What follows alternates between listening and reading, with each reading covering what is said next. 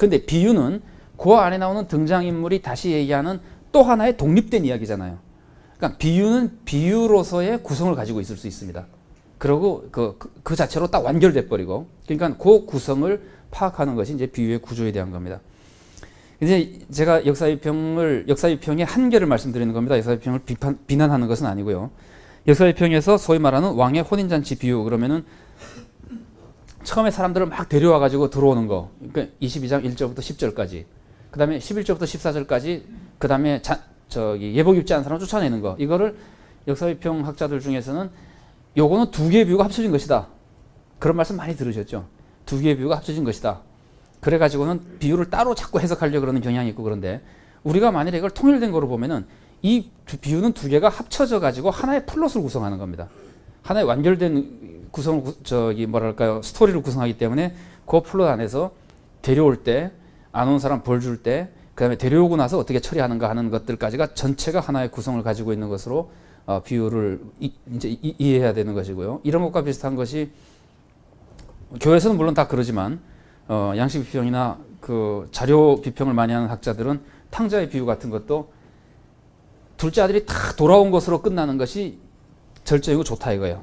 그러고 그 다음에 첫째 아들이 다시 나타나가지고 뭐 막 아버지랑 이상한 얘기하고 그러는 거는, 이거는 후대에 뭐 꾸민 것이다, 이래서 자꾸 분리해가지고 메시를 해석하려고 그러지만 그렇지 않은 겁니다. 이게 하나의 구성을 형성하고 있고, 첫째 아들과의 대화가 사실은 비유를 말씀하신 세팅하고도 잘 맞잖아요. 예수님이 이 비유를 누구인데 얘기하신 거죠? 탕자의 비유. 바리새인들에게 한 거거든요. 그러니까 첫째 아들이 바리새인 모습을 보이고 있잖아요. 그러니까 마지막으로 그 사람들에게 해가지고, 그것도 결판이 안 나죠.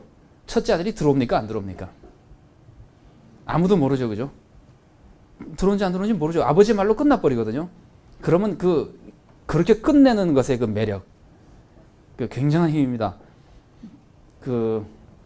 여러분 혹시 드라큘라 영화나 뭐 이런 거, 영화 같은 거 가끔 보시나요? 공포 괴기 영화. 그런 영화 보면은요, 특징 중에 하나가, 요새 아주 전형적으로 나오는 특징 중에 하나가 어떻게 끝나는지 아세요? 어떻게 끝나냐면은 죽었던 뱀파이어가 살아나는 것으로 끝납니다. 아니면은 하여튼 괴물이 다시 살아나든지, 아니면은 살아날 기미를 딱 보여주든지. 주만지라는 영화 보셨어요? 그거 보면은 그걸 다시 딱 발견하는 것으로 끝나잖아요. 그래서 청중이 그걸 끝나고 나서도 겁에 질려서 집에 가게. 절대로 속 시원하게 안 해줍니다. 안정을 주지 않습니다. 그러니까 이거는 이렇게 끝난 자체가 엄청난 메시지예요. 너 제대로 해라 이거예요. 들어올지 안 들어올지 너희들 달렸다 이거예요. 부자 나사로의 비유도 어떻게 끝나죠?